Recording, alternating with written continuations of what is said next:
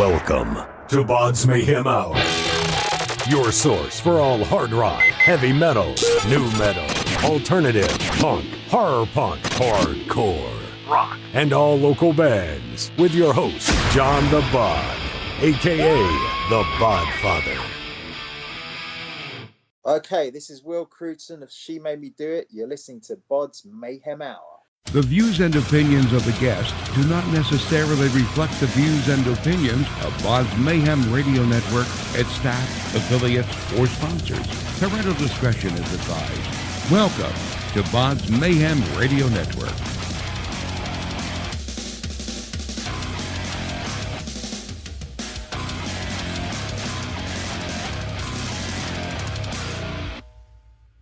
Hey everybody, welcome to BODS Mayhem Hour. I am your host, John the Bod, a.k.a. the Bodfather. As always, I'm bringing you guys awesome interviews.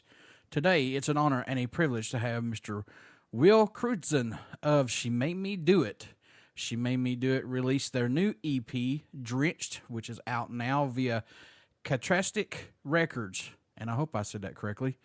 If you like rock, and I mean like bands such as like the Cranberries, Depeche Mode, and even the Killers, you will like this band. I got to check out the EP. I'm really digging Bones and Broken Morning.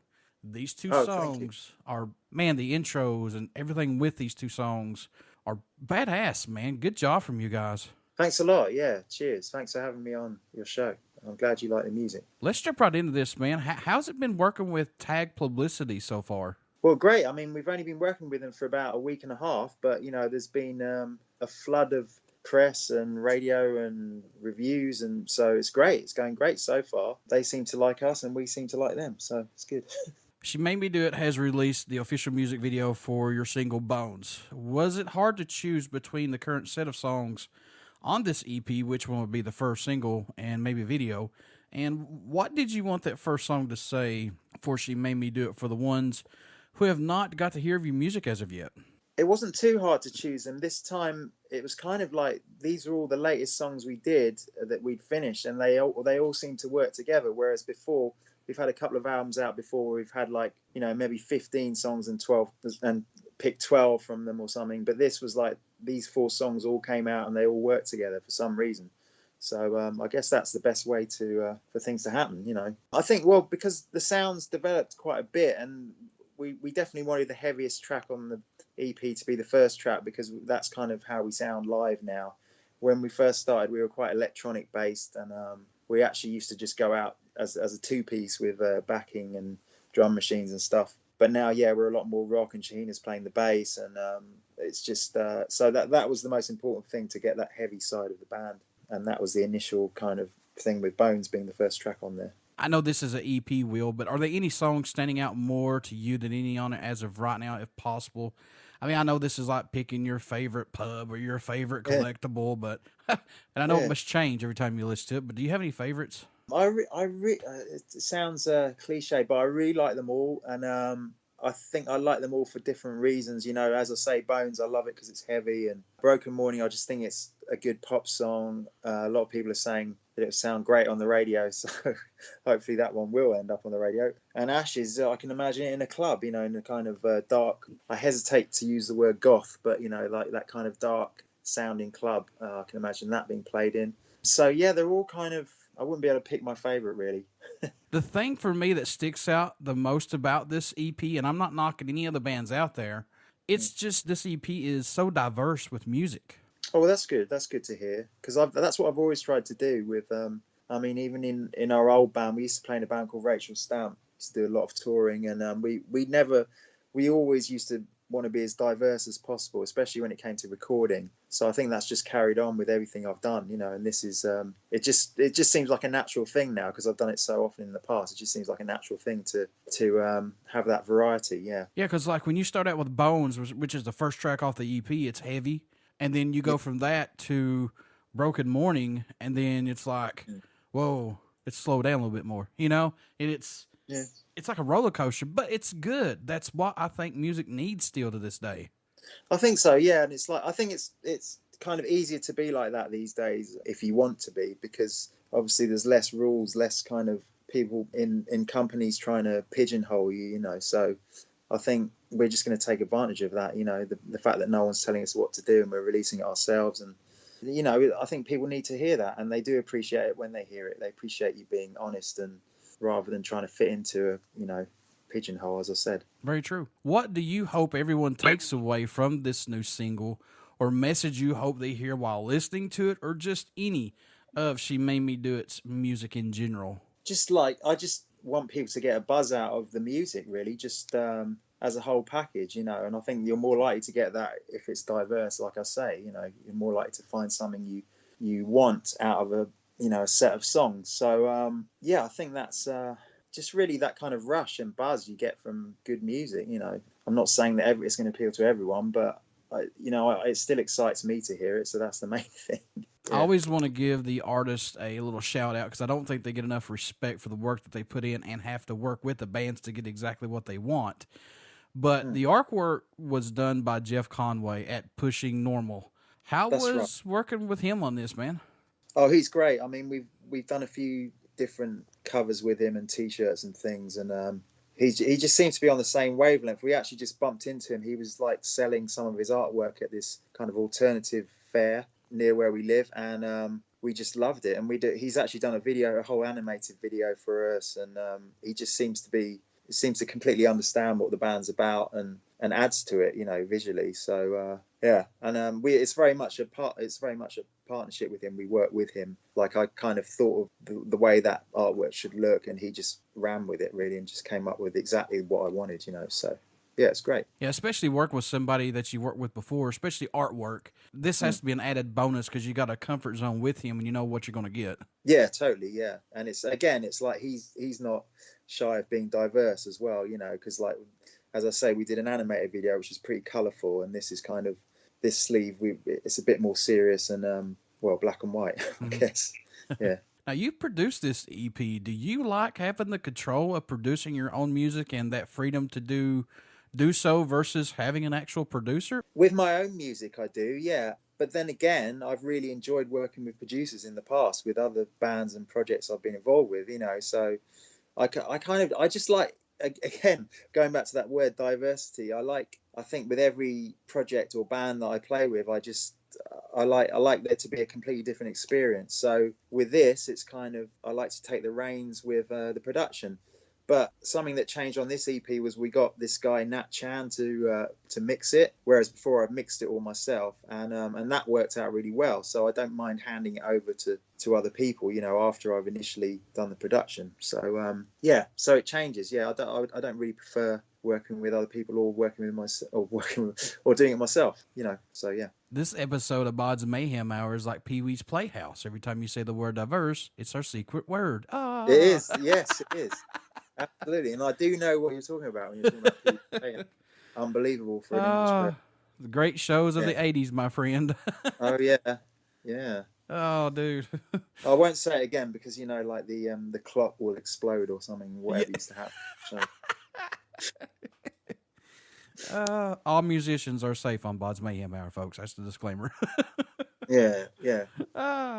How much growth musically have you seen this band and yourself go through from the previous EPs up to the release of this EP? Or has it just been more of a personal growth for the both of you in this? Well, absolutely. I mean, as I said, it's kind of the sound has definitely developed from how it was and definitely changed. If you listen to some of the early stuff, it is very electronic. So I think that's the main change. I still love electronic music. Basically, even though I'm a guitarist, I kind of listen to more electronic than Jimi Hendrix, really. So I still want to kind of keep that going. And I think there's still quite a good electronic element to even the new EP. But yeah, so I think that's the main way it's developed, yeah. Can we eventually see a full length from you guys, possibly? I know EP is the best route right now, but I mean, could we eventually see a full length? Well, I think the idea is that at the moment, I mean, we've had 2 albums out already, but I just want to kind of get it more frequent, the releases, really. So I think we're going to do a series of EPs on a loose theme, and then at the end of that, we might put it together as an album if it seems like the right thing to do, you know. But it's just really nice, and we've done it on vinyl as well now. It's the first vinyl we've released, and I'm really happy with the way that looks and the way it came out, and people seem to be enjoying sticking that on their wheels of steel. So yeah. Do you do anything differently during the writing and recording process to help keep your mind fresh and open, to not get bored or not let the music get stale? Do you do anything differently possibly? I just kind of, I have to be in the mood to record and write. So I kind of sometimes I have to wait for that mood, but when I'm in that mood, I don't really need anything. I don't really need to sort of consciously do anything differently. It just flows, So I can't say that I've ever sort of, unless it's kind of like subconsciously happening. I don't kind of think about doing anything different. What can fans expect at a show from She Made Me Do It who have not got to see you guys live as of yet? What are they going to get? It's just like, it's even heavier than the record. I would say we try and perform. We try and project the music without kind of just standing there and letting the music project itself. So we try and be quite visual with it, and we try and vary the set as well. So you never know what you're going to play, because as I said, we have got quite a lot of material now. We've got 2 albums, so it keeps it more interesting for us as well to change the set around. I hate to keep jumping back and forth here, but I want to go back to the diverse of this album compared to the other one. I said the word. Yeah. So you said this album is more heavier. Is this the route that you want to keep going in, instead of still add the electronic stuff like that, but do you like the heavier side of this band? Well, yeah, that in the back of our minds, I think that's the way we want to go. But then again, it depends on the song. It's kind of, sometimes you can have like a really amazing set of chords and melody that goes really well together, but something might not be quite right with the way you're playing it. You might be playing it too heavy, and then you have to kind of instinctually lay back on the heaviness, and it might work better. The song might work better. So I think the idea is to just not rule out anything, to keep the diversity. Sure. Oh, there it is again. See, at least I knew I was saying it then. Yeah. It's all good, brother. It's all good. All right. Yeah. We're living in a digital era of recording albums to get music out quicker, and plus now we have the mighty social media to reach out to more folks. Do you like this, Will, that we're living in now, to get albums out quicker and plus to get out to more people with social media? Or do you prefer just the word of mouth the way it used to be? I think I for what I'm doing now, I think it's perfect. It's because I've been through the whole thing with record companies and waiting for stuff to happen and people not understanding what you're doing. And I just think it makes everything more real, and it makes it more, I don't know, just like there's less barriers between you and the audience, which is, it's just got to be a good thing, really, in general. So obviously, there's other parts of it where you might not want people to have complete access to what you're doing all the time. But I think as long as you can kind of keep that at bay a bit, it's fine, I think. No, it's great. It's like, especially if you've got your own label and, you can just put it out when you want. And the fact is now, we're still doing videos for this EP. We're going to sort of let it roll. Whereas before you'd have to have everything ready for this one release, and everything would be riding on this one day of release. Now we're kind of staggering it a bit more, and you're able to do that, because you've got your own rules. So yeah, it's great. In your own opinion, what does She Made Me Do It bring to the table for music that's not out there as of right now? I know nobody's reinventing the wheel, but what do you guys bring to that table? Just hopefully good songs and done well, and with care and attention to diversity. And yeah. I think, as I say, you never know what we're going to play at gigs. I like to have that unexpected quality going. I would never probably play the same guitar solo exactly the same at every gig. So yeah, I think that's a big part of it as well, the spontaneity and just good songs, really. Yeah. So what made you want to become a musician? What was that spark for you that said, yeah, I'm going to do that right there? I guess, well, my parents made me have piano lessons basically, and then I learned the guitar after that. So I kind of had it in my head that I could do this, and I wasn't really interested in anything else at school, really. So it just was by default, music took over everything, really. And luckily, I've still managed to be doing it up to this point in time. Is there a country that stands out or even shocks you that She Made Me Do It gets support from, or the music even gets played there? I don't know where we get played, really. I keep hearing reports of completely different places, you know, like scattered over the world. So I don't know. I'd like to. I'm not really bothered if people, you know, music should be international, and if people are enjoying it in Istanbul, then hopefully they're enjoying it in Colombia, you know. I know you got 2 albums out, plus you got some EPs out. Is there a song that you would like to get in your set list eventually that you've not put in yet? Well, we're always trying new cover versions, and because we really enjoy doing that, and we like doing at least one in each set. So yeah, we were playing some Depeche Mode songs today in rehearsal, so maybe one of those will end up in there, because we both love Depeche Mode, as you can probably tell. It's good though. So yeah, maybe it'll be that. Yeah, but I won't say which song it is yet, because we don't know. Folks, you want to get out and pick up She Made Me Do It's new EP. It's called Drenched. You want to get out and pick this up. 4 songs, brutally awesome. Kicks off with Bones. It's heavy, and as we said before, and here's the magic word of the day: diverse. Yeah, it's very good. It's very. I think good. the album, when the album does come out, that's going to have to be the title, isn't it? Diversity. But like I said, it fits everything. It's a good EP, so it's well worth the time, well worth the money. Get out and check them out. So, Will, how can folks stay in touch with you guys? Buy this EP, merchandise, tour dates when you do go on tour. How can they do that, my friend? Everything's at shemmdi.com. That's shemmdi.com, and you can get the EP there. And all our dates are up there. We've got a load of dates coming out in May and June, actually. Yeah. So yeah, that's the hub. Before I let you go, good sir, would you care to do a promo for my show? Sure, of course, yeah. Okay, this is Will Crewdson of She Made Me Do It. You're listening to BODS Mayhem Hour.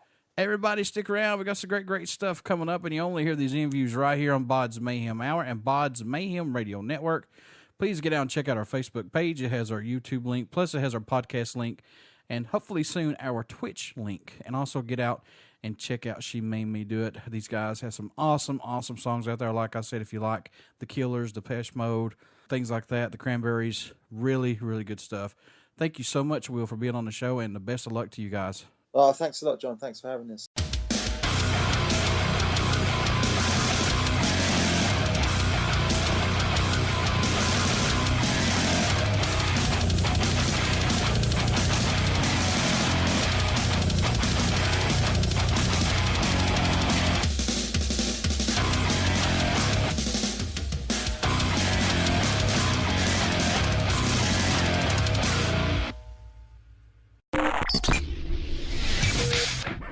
You're listening to BODS Mayhem Hour.